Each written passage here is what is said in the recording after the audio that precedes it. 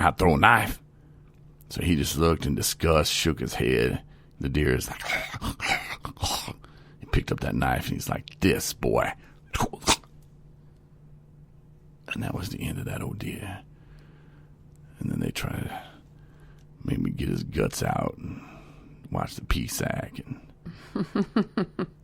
Well, I mean, it was your deer, so. I was robbed. I was robbed of my license. I ain't shoot that damn deer. They just, later that I put 2 and 2 together, that was 4. There was 4 tags there that day, and they just wanted to use mine. Right. On that little ass deer. So that's kind of how it went in my mind a little bit. Yeah, but I mean, so you can say you got a deer, though. Yeah, but now I look back at it and I didn't even get a deer, so now I feel even more dumb. Wow. So I'm like, yeah, I shot a deer for her. But no, it's a lot of... Shot at it. I did. That counts. You know, I did have the buck fever. Right. And you were the first one to see it. Mm-hmm. So it wouldn't, you know. Or the other people were just like, because they probably like, rack. No, I'm not. We're in northern Michigan. There's some big bucks up here. We're not going to waste on that. And here I am like, oh, deer, I'm shooting. And I think, too, I was like, well, at least if I get my tag gone, I won't have to sit out here in this cold-ass weather. But then all I had to do was walk the rest of the time. So I really didn't get out of anything. Mm-hmm. But, yeah, you know, going back to school, I was like, yeah, I got a deer. Yep, sure did, man. Yeah, I gutted it, too, man. It was awesome. Ate the heart. Oh, you didn't. That's what we do up there. No, I didn't. No. I think my stepgrandma, I think he was joking. It was like, you're going to eat the heart now? And I was like, no. I'm not going to do that. I've seen Dances with Wolves. It's enough for me. But, so yeah, that's my deer hunting story. That's great. It's a good story. I think last time I told it, I don't think I put the true emotion into it like I did this time. So hopefully, if you're still listening, we'll talk some recovery here in a minute. But yeah, that's how it went down. And for those of you listening, you missed out on some great reenactment with his pretend pistol and rifle in his shoulder, and he was actually aiming into the computer with his finger. Yeah, it was. I was going all out on this. It was very comical. Yeah, that should have been on. Let me see. He was like looking through the scope in the microphone. Well, I had to get into character, you know. It was very much so. Theater of the mind. And you were I was dodging. all in it. You were dodging bullets when you were doing the bullet noises. With you. Just for those of you that want to kind of picture all this. You're probably the only one that appreciated that story then to the fullest. I had to be. I thought you were looking at me like I was crazy, and I was like, why is she looking like I'm crazy? I'm just telling the story. Just going back down memory lane. It was cute. So think about it. That was probably 20 years ago. Yeah. No, it was over 20 years ago. Gosh, I'm getting old. Mm-hmm. I guess I'm not getting. I guess I'm just old at this point. You know, 42. You know, damn. So now we can talk recovery. It's only 18 minutes in, but we'll talk a little recovery. And guy I know his name's Shane.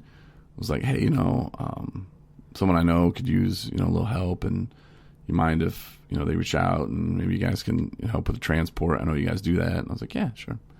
Well, she reached out today and was like, hey, I'm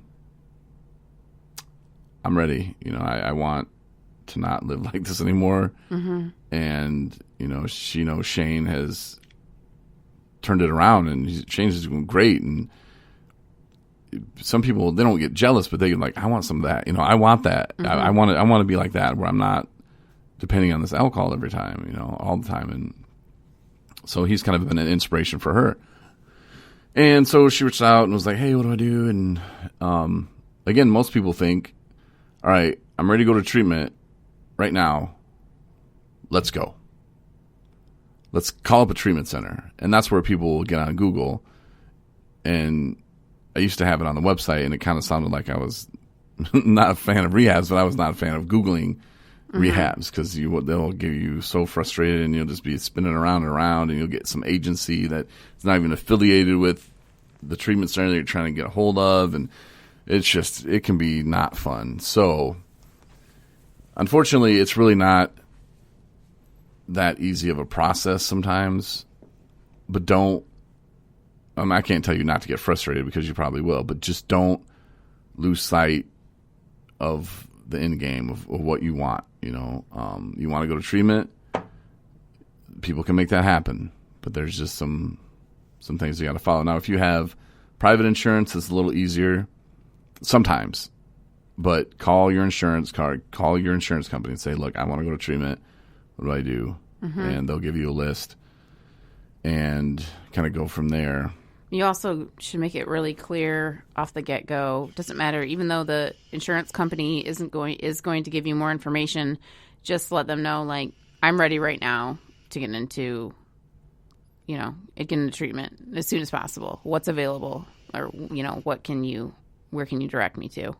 In my they'll ask your location, and write some stuff. Have a pencil and paper ready. Write some stuff down. I think that piece too, and just as a side note, that one actually, I don't know if an actual individual needs to make the phone call. I think that a family member can make that phone call with the other individual present to the insurance agency to get the phone numbers. So in terms of like information collecting, that can be done by, a loved one or what have you to get you to the next step. Yeah, because I remember my anxiety sometimes would be so high I couldn't talk to anybody. So I can answer a few questions. Like, yes, this is me. Here's my social. Yes, okay. Please talk to my mother or whoever was in the room. And because it's real, it's because things are getting real, and you're kind of like, this is a phone call that could change the rest of your life, and that is a really intimidating, as you said, thing. So, but yeah, that's the first step. Yeah, especially if you're new to it, and if you're the person that's helping the person who's like, I can't call. Don't think it's because they don't want to.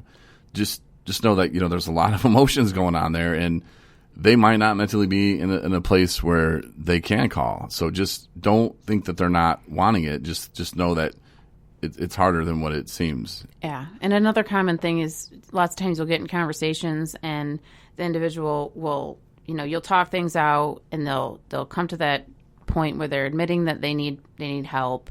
And they can't do it on their own. Maybe not even in those words. It doesn't even really matter. But they're actually kind of coming to the point where they're, considering, rehab or what have you, treatment. But they're like, I will call. I'll call. But they don't really will ever want to call. Yeah, so that's one thing too, is say, I'll sit with you to make the phone call. Like, I will be with you to make these phone calls. That actually is quite. It's a common thing that does work, is I will sit with you and help you make these phone calls. Is all you have to do is be there and present. And it's not actually, watching over them to make sure. It's showing them that you're supporting them at the same time. And then and also that it will actually, you'll physically watch them pick up the phone. There's no getting out of it. Like, oh, they didn't answer, or, And there's different stages too, where and it's different for everybody. Or some people like me, like I knew I had a problem, but I'm not going to rehab. I don't need that stuff. That's dumb. Like it was like that. And yeah, I knew I had a problem. So when I told my mom and stepdad, I sat on their couch and I told them, I was like, yeah, I do drink and I do have a problem and I wish I didn't. And they're like, what are you going to do? And I'm like, well, nothing. Maybe not drink as much, but that doesn't ever work. So just know that. Okay, so that's if you if you live in Michigan and you have private insurance. I know, like, if you go to Skywood Recovery and like if you're like, but I don't know how I'm going to get there, because they tell you, get a ride there, don't drive, and maybe your family members or friends they're done with you, they're not going to take you. Just so happens 217 Recovery, we provide transportation for that. In Skywood Recovery, like if you say the ride's $100, you can deduct that from what you have to pay Skywood Recovery for their whatever services. So just keep that in mind as well. So that's kind of nice. Yeah. So if you have Medicaid, a lot of people do, then it's a process of finding out, and we can help you with this too if you don't know, but you probably can Google it. But you got to find out who, and they call it the PIHP, and those are the people that need to. It's not recommend, is it? What's it called?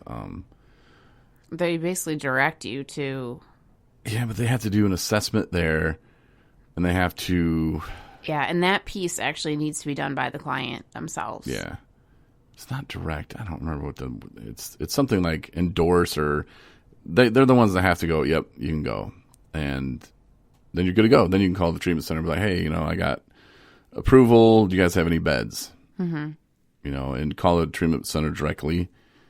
And the people that you're speaking with, you can say, well, where are some good ones, or where are some, and let me research them. Do they have a website?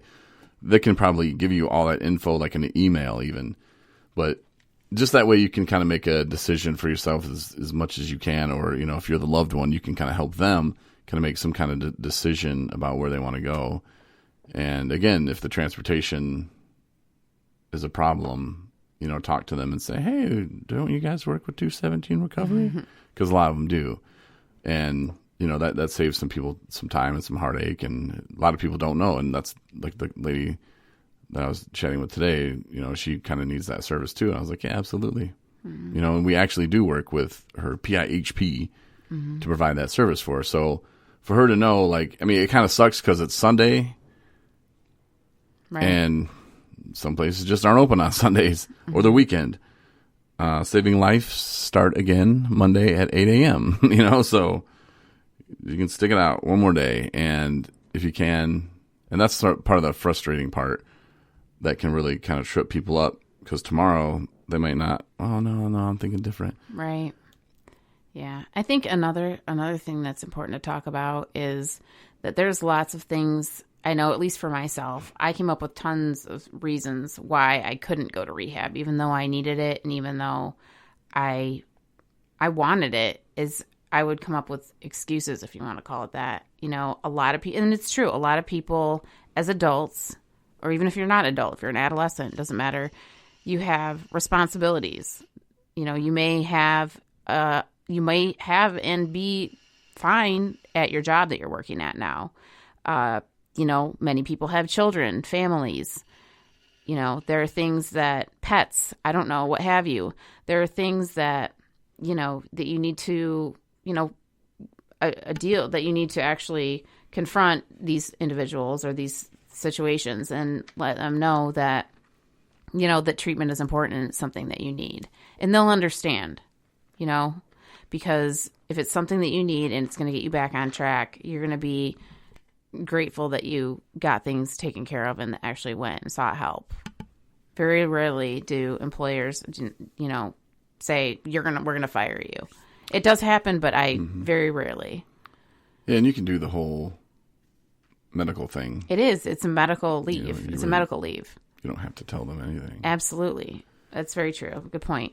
No, I mean, you should probably tell them, hey, medical thing going away. I would do that. Don't just be like, turn ghost on them, because then, 3 days you don't show up in Michigan, they can fire you. Right. And if things or just to quit. Right. And if things are at least for me it was, if things are as bad as they were, there's other people that hopefully will help get your affairs in order so that it will make it happen so you can get there. Yeah. If you have kids and you have shared parenting, or your, significant other has a job as well, or what have you, get things lined up so you can go, because it's important, and you'll know what I'm talking about when you do it. For sure. And clean out the fridge. And clean out the fridge. No, you're not going to ask your neighbor ask your neighbor to watch your dog. Mm-hmm. See what you can do, but this is your life you're talking about. Yeah, that's the kind of the process, though, and finding out who your provider is. Like in Benton Harbor, I would go for outpatient services at Riverwood, and then from Riverwood they would call the SWMBA. It's over Southwest Michigan, and it's like Southwest Michigan Behavioral Health. And you call them, and then they would do an assessment with you over the phone, and they would determine, even though you're like, I want to change my life, I can't stop drinking ever, I need to go away for treatment.